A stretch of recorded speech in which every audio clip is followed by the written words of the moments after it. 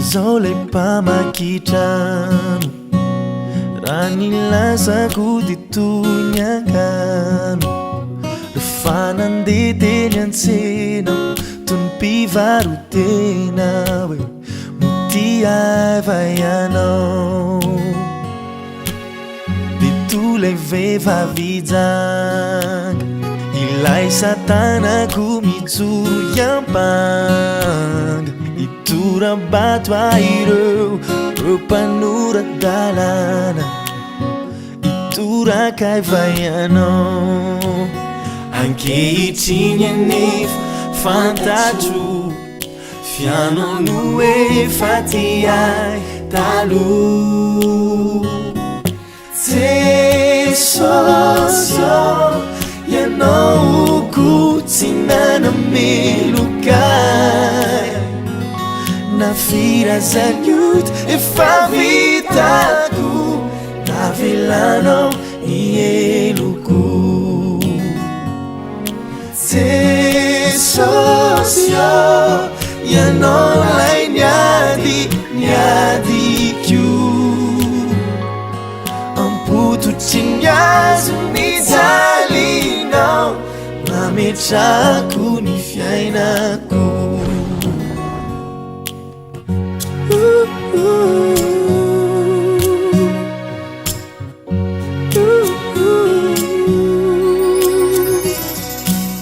Ianao no mpanavotray ianao ilay misolo vavahay. Rehefa nandray ny famonjenao vita fanekena zay no azo ekena. Ankehitriny anefa fantatro fianao no efa ty ahy taloha. Jesosy ianao ko tsy nanamelokay. Nafirazanioty efa vitako navelanao ny eloko. Jesosy ianao lay niadiko ampototry ny azo nijalinao mametrako ny fiainako.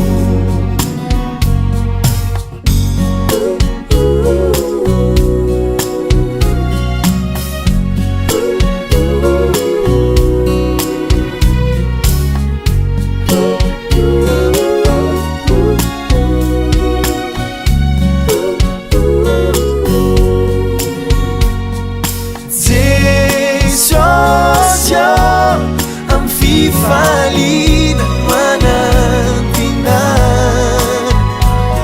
refeo amin'ny andro ny fitsara ampandroso ahy ao an-tanan. Jesosy amin'ny fifalina manantinan refeo amin'ny andro ny fitsara ampandroso ahy ao an-tanan. Ampandroso ahy ao an-tanan no ampandroso ahy ao an-tanan.